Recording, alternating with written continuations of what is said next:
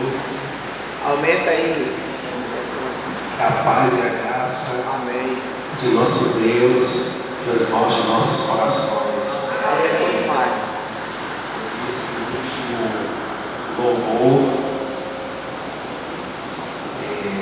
com lágrimas do irmão Fábio, porque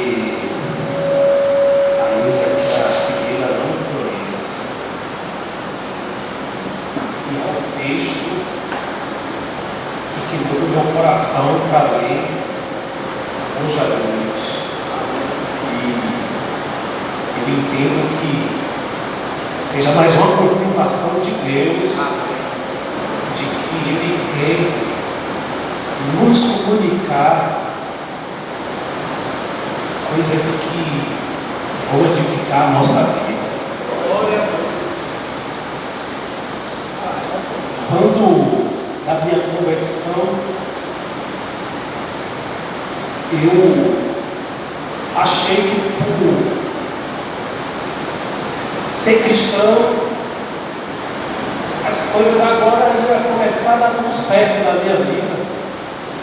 Não que as coisas estavam, do ponto de vista humano, financeiro, estava dando errado, mas eu achava que agora eu estou com Deus e as coisas eram boas, vão ser melhores ainda, tudo vai dar certo. Estou com Deus, Ele comigo, agora estou na vontade dEle. E quando temos esse tipo de entendimento, esse tipo de sentimento, é porque ainda não conhecemos a palavra de Deus, não compreendemos a verdade do Evangelho, e aos seus, os eleitos, a quem Deus ama, Ele leva-os a um estado de aprendizado, no que Deus faz com que Ele perca todo tipo de confiança em si mesmo e permite, como método de correção, como método de edificação da vida espiritual, aquele cristão, aquele filho seu amado, passar por processos de tribulação, processos de provas, dificuldades acentuadas no aspecto financeiro, desemprego, tudo começa a dar errado, perseguições dentro de casa, perseguição no trabalho, enfermidades, para poder entender que a vida dele tem que ser totalmente dependente de Deus, que nada é por mérito dele, por esforço dele, por sabedoria dele, por capacidade dele. E eu estava sentado ali e pensei nessas palavras e lembrei do apóstolo Paulo, um homem culto, um homem sábio, conhecedor das sagradas letras do Antigo Testamento, um homem que conhecia demais a cultura judaica, conhecia as leis e os preceitos, conhecia com profundidade aqueles símbolos todos do Antigo Testamento, e agora ele sabia aplicar tudo às verdades do Novo Testamento. Agora ele se converte, passa por um processo tremendo de aprendizado do próprio Deus, se revelando a ele. E no terceiro ano da sua conversão, ele vai a primeira vez a Jerusalém, onde estava a igreja, onde estavam os apóstolos, as colunas da igreja, e ele achou que, com muito saber dele, o fato de ele ter sido do intelectual de Jerusalém, por ele ter sido um dos fariseus, ele achou que com a chegada dele, o Evangelho de Cristo ia prosperar. Ele achou que ele seria uma ponte agora que uniria a igreja e o judaísmo, a igreja e os fariseus, e ele ia ser um facilitador para a expansão da igreja em Jerusalém. Quando chega lá, foi tudo diferente do que ele imaginou, do que ele pensou, do que ele desejou. E ele, em vez de ser uma bênção para a igreja, ele passou a ser um empecilho para a igreja. Aqueles judeus começaram a pensar em perseguir com mais veemência os cristãos por causa da presença deles. Aí os cristãos de Jerusalém se reuniram, pôs eles dentro de um barco e mandou ele embora. E ele só volta a Jerusalém depois de 14 anos. Deus estava ensinando a ele: não preciso de você, é como eu quero, não é com a tua força, não é com tuas capacidades, não é com o que você construiu antes de me conhecer. Eu não preciso de nada disso. E aí aquele que era o mais conhecedor de todo o judaísmo, ele é levado para poder transmitir os conhecimentos deles para os gentios, para pessoas pobres, para pessoas analfabetas, para pessoas que não conheciam nada da religião judaica, os paradoxos de Deus. Então, Deus vai permitir a gente passar por todos esses processos, e em meio a todos esses processos de calamidades, de sofrimento, de rejeição, dificuldades financeiras e perigos relacionados à vida, Ele vai nos dizer em Sua palavra que em meio a tudo isso devemos nos alegrar. Vos alegreis, eu sou a tua alegria. Ele vai nos ensinar com a Sua palavra que nós não devemos depender de nada externo, nada do que venha acontecer, nada inclusive do que Deus pode nos propiciar nessa vida para termos alegria e acharmos alegria nele mesmo. Isso é muito profundo, irmãos. Leamos a Bíblia no livro do profeta menor Abacuque, capítulo 3.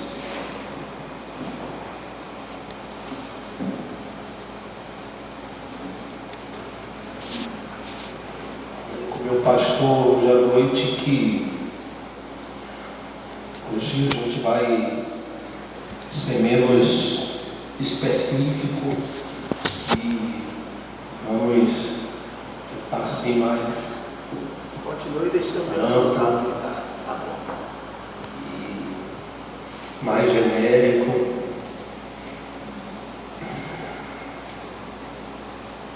Não vou vos comunicar nada novo, são só reforços do que já sabemos. Precisamos ser lembrados e relembrados das mesmas coisas todos os dias. Por isso que o Senhor Jesus nos instituiu a Santa Ceia, para fazermos memória, porque nós, devido à nossa natureza caída, tendemos a esquecer tudo muito facilmente. Aí Deus permite toda hora nós passarmos por processos de dificuldade para poder revelar o seu poderio, revelar suas providências, revelar a sua graça, para nos chamarmos de novo para a gratidão, para nos não esquecermos de que Ele é Deus, de que Ele é Senhor. Abacuque 3, 17 em diante. Portanto, ainda que a figueira não floresça, nem haja fruto na vide, o produto da oliveira minta, e os campos não produzam mantimento, as ovelhas da manhada sejam arrebatadas, e nos currais não haja vacas. Todavia, eu me alegrarei no Senhor, exultarei no Deus da minha salvação. Jeová, o Senhor, é minha força, e fará os meus pés como os das servas, e me fará andar sobre as minhas alturas. Amém. Nosso Deus, que está a tua palavra, ensina-nos, conforta-nos, exorta-nos, Senhor. A igreja é tua, a palavra é tua, o instrumento é teu, fazes tudo como tu queres, tudo para a tua honra, glória, louvor e santidade. Amém. Irmãos, Abacuque,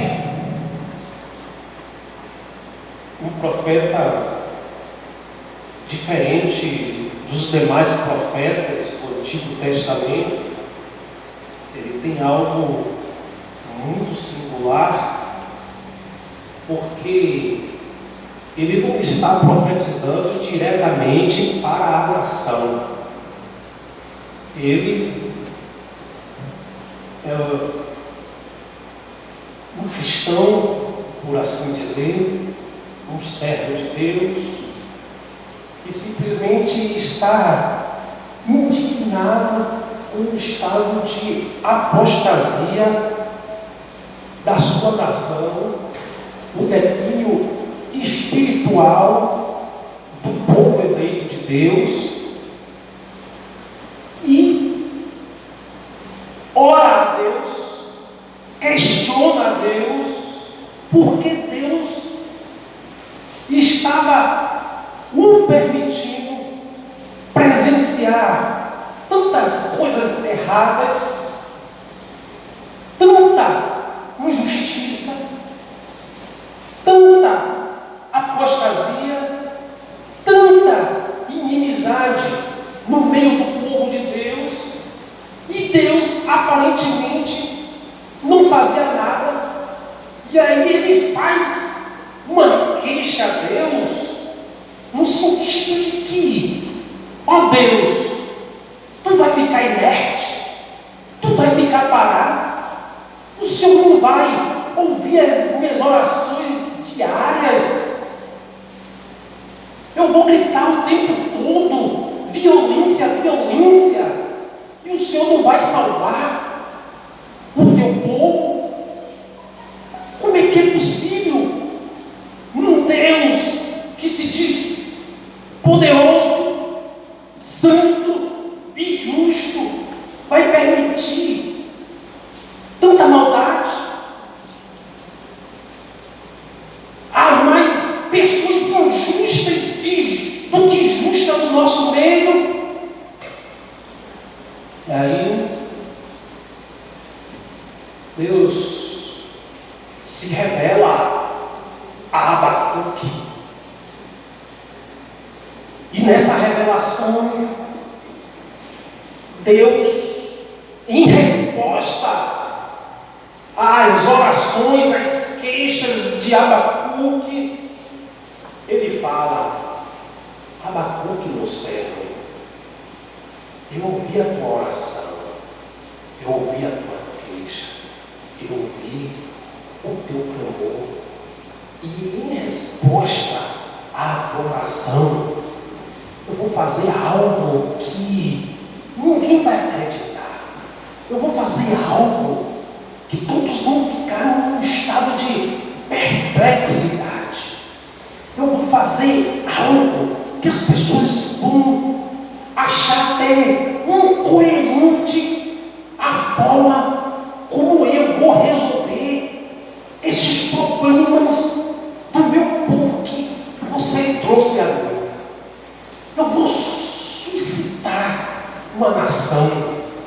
nação que ela não é muito expressiva, ela é como qualquer outra, ela é pequenina, é a nação dos caldeus, a nação da Babilônia. Eu vou tornar essa nação uma nação muito poderosa. Eu vou tornar essa nação o maior reino da terra. Ela vai vir conquistando todas as outras nações, destruindo, fazendo muita maldade. E o meu povo vai ser alcançado pela maldade deles. E meu povo, por conta de tudo isso que está acontecendo no meio do meu povo, essas queixas que você trouxe a mim, eu vou destruir o meu povo. O templo de vocês vão ser destruídos, a cidade de vocês vão ser invadidas, e os que sobreviverem vão ser levados como escravo para a nação da Babilônia. Ao ouvir tudo isso, veio uma confusão muito maior ainda na cabeça do profeta Abacuque.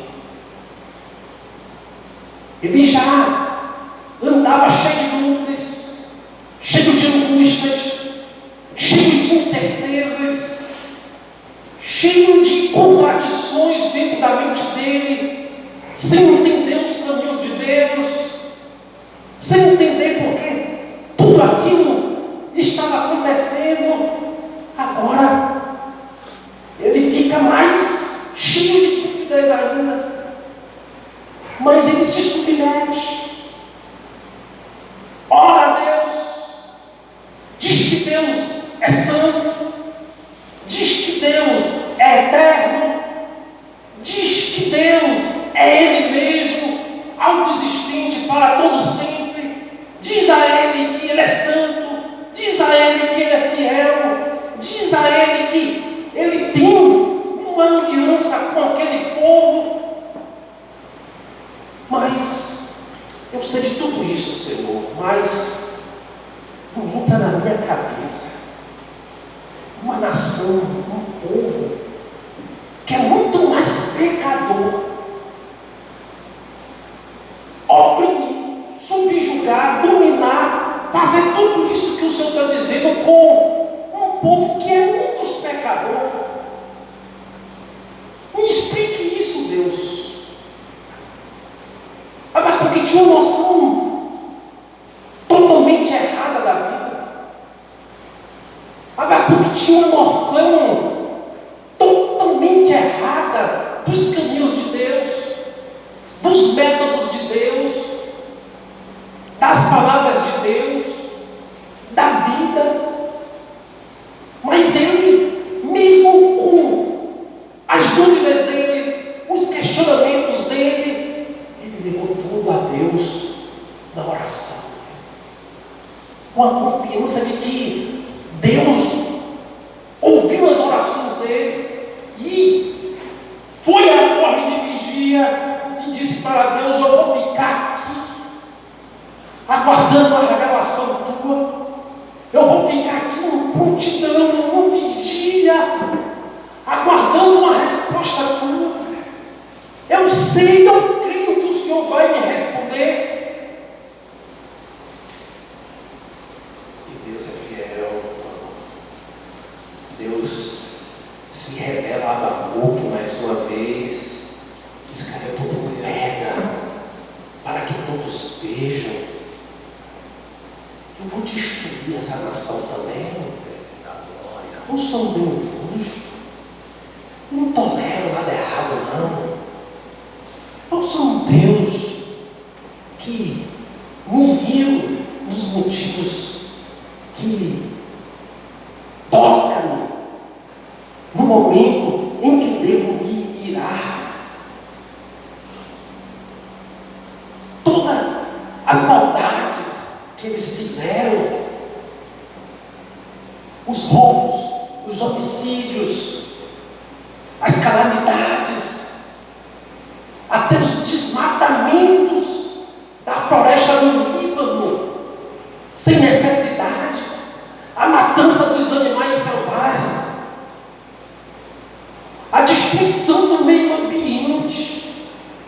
Até nisso eu vou visitar eles, por conta de todas essas maldades, por conta da idolatria deles, a confiança no poder deles. Eu que levantei esta nação, e eles estão achando que chegarão no topo, que eles vão chegar, que foi meramente por conta dos esforços deles, a sabedoria deles, a força deles, o poderio militar deles. Não, não, não. E qual é a grande lição que a gente extrai de tudo isso nessa noite? É que Deus tem total controle da história da humanidade. Aleluia! Glória a Deus. Deus é soberano, nada foge do controle das mãos dele. As Escrituras diz que Deus olha para as nações e diz que ela é como uma gota de água no balde. Se Deus perdeu ao mínimo o controle da história, Ele deixa de ser Deus. Ele nunca vai deixar de ser Deus. Aqui, o profeta está nos mostrando que Ele é soberano e que tudo que nós estamos vendo acontecer no mundo está sob a supervisão de Deus, está debaixo do controle de Deus. Nada sai do controle dele. Aí a grande pergunta da noite é: por que nós nos desesperamos? Por que nós nos angustiamos? Quando nós nos angustiamos, nos desesperamos com as coisas que acontecem na vida, é a mesma coisa de estarmos revelando de que Deus não é sábio o suficiente, de que Ele não é poderoso, de que Ele não é soberano.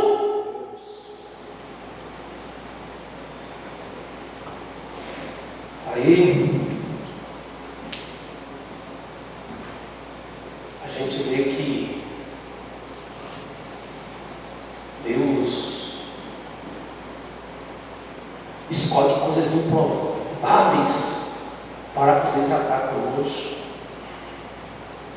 Escolhe o ímpio, escolhe nações pecadoras, familiares ímpios, escolhe pessoas próximas a gente, escolhe tratar conosco de diversas formas. E facilmente nós dizemos que tudo que se levanta contra nós é o diabo. Mas somente os métodos de Deus, não somente o dedo de Deus. E aí eu tomo, por exemplo, a vida de Jó, que sofreu tudo que nós sabemos que ele sofreu. Foi o diabo, foi, mas em nenhum momento, nem Jó e nenhum dos seus 3 amigos atribuiu nada, absolutamente nada do que aconteceu na vida de Jó ao diabo. Todos sabiam que era Deus, todos falavam que era o dedo de Deus. A discussão girava só em torno de por que Deus estava agindo daquela maneira. O que foi que estava errado na vida de Jó? Qual era o objetivo de Deus? Mas em nenhum momento a glória foi atribuída a Satanás, porque Deus tem o controle total da história. Acaba que o próprio inimigo é um instrumento de Deus. Aí acabamos muitas das vezes minimizando a Deus, acabamos tirando o poder de Deus. Aí acaba que não estamos falando do verdadeiro Deus, é um Deus imaginário, é um Deus que imaginamos. Aí fazemos uma imagem de Deus, e aí achamos que quando fazemos imagem de Deus, quando pegamos alguma coisa física e dizemos aqui é Deus, uma imagem de Deus, ela pode ser construída na nossa imaginação, e quando imaginamos que Deus é algo que Ele não é, e levando essas crenças no nosso coração, estamos construindo um ídolo com o nome do nosso Deus. Só tem o nome, mas não é Deus. E aí, só essa escritura, irmãos, só as revelações de Deus, para poder entendermos Deus, os caminhos dele, os métodos dele, os atributos dele. E aí, quando Abacuque, ele ouve tudo o que Deus diz, ele se prostra, ele tem um entendimento agora correto de quem é Deus, ele agora tem um entendimento correto dos caminhos de Deus, e aí agora ele muda tudo, ele muda a oração dele, ele para de fazer questionamentos a Deus, ele nem sequer ora a Deus pedindo para poupar o povo dele, ele aceita a vontade de Deus em todos os aspectos, ele aceita a vontade de Deus em todos os níveis, ele entende que o que Deus tem para fazer é o melhor que tem que ser feito. E aí ele fala o seguinte: esperarei em silêncio pelo dia em que a calamidade virá sobre nossos invasores. Ele fala que eu vou ficar calado, eu vou esperar tudo acontecer, eu não vou protestar, eu não vou me levantar contra, eu não vou guerrear contra ninguém, com palavra, com ações, não vou fazer nada, eu vou aguardar tudo acontecer em silêncio, porque essa é a vontade de Deus. É isso que falta na vida da igreja, na nossa vida cristã, irmãos, é ficarmos em silêncio e aceitarmos a vontade de Deus, é passarmos por todas as dificuldades em vez de ficarmos questionando a Deus o porquê das coisas, por que assim, por que não é assim, é perguntarmos a Deus o que é, Senhor, que o Senhor quer nos ensinar com as coisas que estão acontecendo, o que é que eu tenho que aprender com isso, Senhor? Muito obrigado por tudo isso que está acontecendo, meu Deus, porque o Senhor quer revelar alguma coisa para o meu crescimento, para a minha edificação, para que eu seja mais semelhante a teu filho.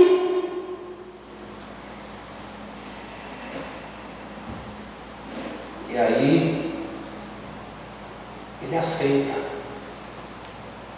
tudo que estaria para acontecer com o povo de Deus.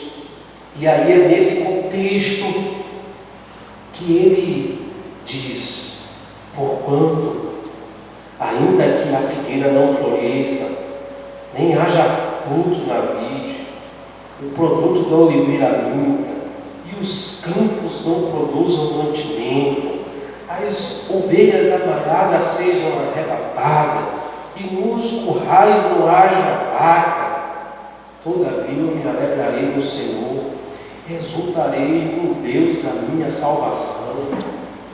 Trazendo para os nossos dias, ele está dizendo: eu aceito tudo, Senhor, eu aceito os teus castigos, eu aceito a forma que o Senhor tem para tratar conosco, individualmente, coletivamente, na vida da igreja.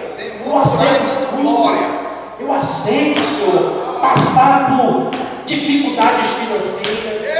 Eu aceito passar por enfermidades. Eu aceito, Senhor, passar por desemprego. Eu aceito, Senhor, passar sem ter dinheiro para pagar o aluguel. Eu aceito, Senhor, as dificuldades financeiras da vida. Eu aceito não ter o dinheiro para poder pagar o cartão. Eu aceito o desemprego. Eu aceito, Senhor, até passar fome. Porque Ele vai explorar todos os seus dias.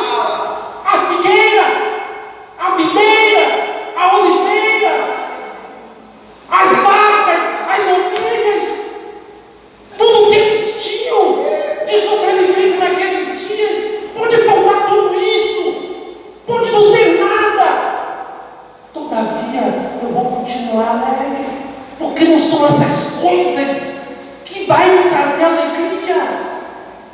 A alegria é o Senhor mesmo. A minha alegria é a tua salvação. Será que podemos dizer isso como os cristãos? É essas coisas aqui que nos causam depressão. É essas coisas aqui que nos deixam ansiosos.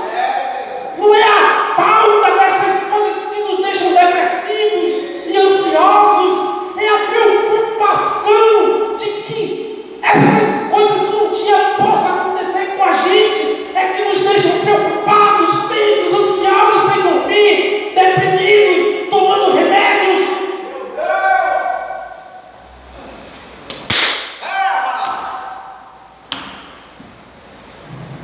Então Abacuque, ele vai nos ensinar que devemos nos alegrar em qualquer momento da vida. Devemos nos alegrar em todas as dificuldades. Que uma das virtudes do cristão, a marca do cristão, do verdadeiro cristão, é ele manter-se sempre alegre. Meu Deus, Jesus. Se Deus é por nós, quem será contra nós? Quem tentará acusações contra os eleitos de Deus? Se é Ele que nos justifica. Ele deu seu próprio Filho para propiciação pelos nossos pecados. Isso não é suficiente para nos fazermos alegres. Sabermos que ninguém nos condena. Sabermos que Ele é o provedor da nossa salvação. Agora a estratégia do diabo é justamente essa: trazer à tona os nossos pecados, aquilo que nós fizemos de errado no passado, que Cristo já nos perdoou. Trazer à tona constantemente as coisas que deixamos de fazer no passado. E aí eu pergunto essa noite: a morte do Filho de Deus não foi suficiente? Foi pouco que o próprio Deus fez por nós? Você acha que nós podemos fazer alguma coisa por nós mesmos? O que Deus fez na cruz, o seu Filho fez na cruz por nós, não foi suficiente? A cruz de Cristo não é suficiente? Vamos ficar sofrendo pelas coisas do passado, deprimidos, parados, sem fazermos nada, preocupados, tensos,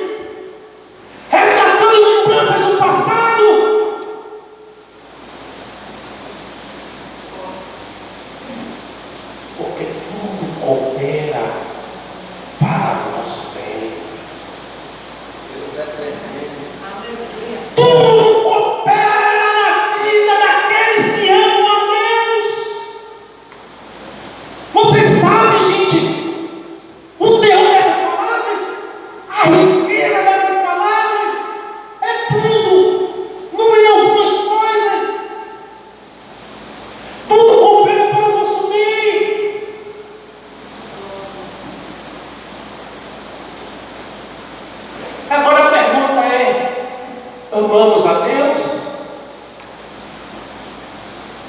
mas tudo coopera para o bem daqueles que amam a Deus. Existe verdade mais linda.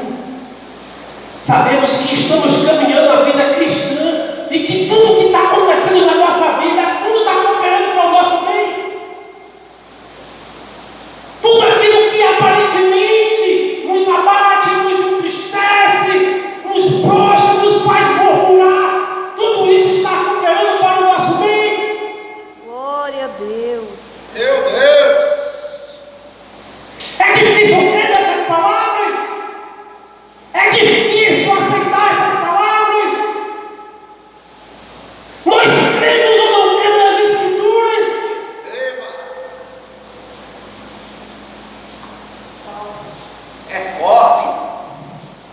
Aí Paulo está na prisão, É forte! sabendo que os dias dele estão contados, passando frio, passando dificuldades, passando fome, esperando só a hora de morrer, esperando só a hora da execução dele.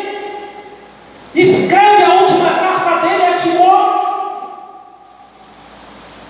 Todos me abandonaram, Timóteo. E está lá Timóteo, um jovem ainda, cheio de temor. E agora, como é que eu vou conduzir as coisas sozinho? Sem meu mestre, sem meu pai, sem meu pastor? Não me vergonhe do meu sofrimento. Não tema o que pode acontecer com você. Eu sei que você pode ser preso e passar por tudo isso que está acontecendo comigo também. Mas seja forte, Timóteo, porque Deus não nos deu um espírito de fraqueza, Ele nos deu um espírito de força, espírito de amor, espírito de moderação, de sabedoria. Você vai conseguir vencer. Você pode passar por tudo isso que eu estou passando aqui, mas Deus nos deu espírito de força. Isso não nos sensibiliza que esse mesmo espírito que estava em Paulo, esse mesmo espírito que estava no Timóteo, está em nós. Que nós temos força para vencer qualquer dificuldade da vida, sorrindo.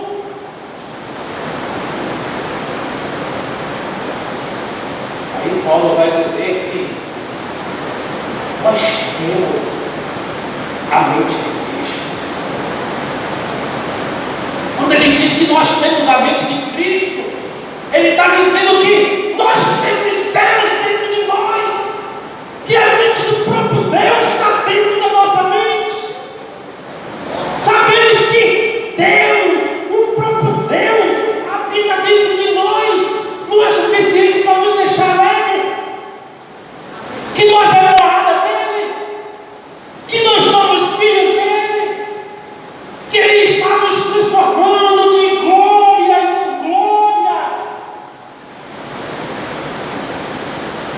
para termos no futuro o mesmo estado do Filho, sermos glorificados como Filho, vivemos eternamente com Ele. Isso não nos alegra, irmãos. Isso não é suficiente para sorrirmos, nos alegrarmos e sairmos desse estado de prostração, de tristeza, de angústia, ansiedade e depressão.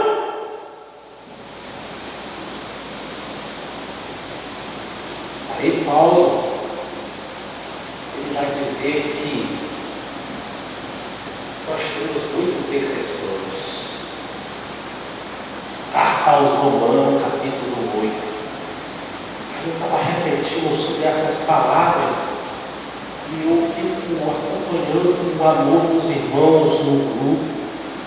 Tem um irmão cristiano que está em estado de coma, todos orando, todos intercedendo, todos em fervente oração, jejum. E aí, todos os dias eu penso nisso. Todos os dias eu penso nisso. Quando ele voltar, ele pegar o celular dele e ir lá em todas das mensagens, desde o dia que ele entrou nesse processo, e ver o histórico todo das mensagens, e ver toda a igreja unida orando por ele. Não vai ser uma emoção muito grande nele? Porque a igreja orou por ele. Agora, quando a gente lê nas Escrituras, aos Romanos capítulo 8, e Paulo diz que o Espírito de Deus, a terceira pessoa da Trindade, está dentro de nós, intercedendo por nós, porque nós não sabemos orar como convém. Glória a Deus. Porque nós não sabemos direcionar nossas petições a Deus. Aí ele segue no mesmo capítulo e fala que a segunda pessoa da Trindade, o Filho Jesus, está sentado no lado de Deus, intercedendo por nós. Nós temos nas Escrituras a afirmação de que as duas pessoas da Trindade estão orando por nós, intercedendo. Ele que sabe de todas as nossas necessidades. Nós não nos alegramos por isso.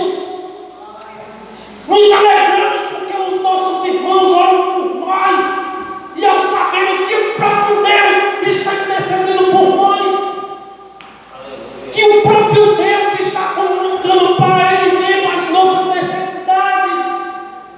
E por que andamos preocupados? Por que andamos ansiosos? Se foi o próprio Jesus que disse: não andeis ansiosos por nada, nada, nada, nada, com o que há de acontecer amanhã, com vestimenta, com a provisão alimentícia. Vejam as ervas do campo, vejam os pássaros, todos eles têm mais culpa do que o próprio rei Salomão. Vocês estão preocupados com o quê?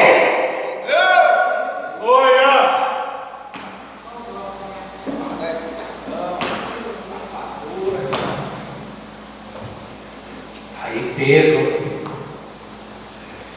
Eita glória! ele fala em forma de mandamento: alegrai-vos no fato de seres participantes das aflições de Cristo. Deus! Fala! Não estranheis a ardente prova que vem sobre vós para vos tentar, como se coisa estranha vos acontecesse, mas alegrai-vos no fato de seres participantes das aflições de Cristo, para que também na revelação da sua glória vos regozijeis e alegreis. Nossos irmãos primitivos, quando eles sabiam que iam sofrer perseguições, eles se alegravam. Eles se alegravam, porque eles estavam comungando com Cristo. Então, quando eles viam que ia ser um Marte, que eles iam morrer por causa do Evangelho, era motivo de alegria, era motivo de honra, porque eu estou morrendo com o meu Salvador, eu estou sendo um Marte. Aí a Escritura vai nos dizer: alegrei-vos, irmãos, alegrei-vos quando sofredes perseguições, porque vocês estão comungando com Cristo. E porque quando vê as lutas, dificuldades, perseguições e provações, nos esquecemos. As Escrituras estão dizendo que nós temos que nos alegrar. Está tudo de cabeça para baixo, está tudo diferente.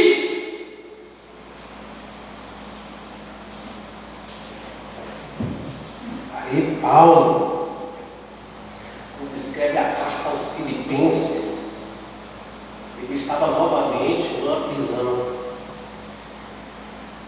E nessa carta, ele escreve preocupado com o estado da igreja de Filipe, que nosso líder está preso. Então, se nosso líder está preso, o que será de nós? Como é que nós vamos prosseguir sem ele? Aí é por isso que ele fala que aquele que começou a boa obra há de levar ela até o fim. Não é eu, não. Não depende de mim, não. Ele que começou, Ele terminará. Vocês são capazes pelo Espírito de Deus de prosseguir sem mim. Portanto, alegrai-vos sempre. Alegrai-vos, alegrai-vos, alegrai-vos. Então Paulo ele fala em forma de mandamento. Alegre-se, alegre-se. Outra vez vos digo, alegrem-se, alegrem-se, alegrem-se. Glória a Deus.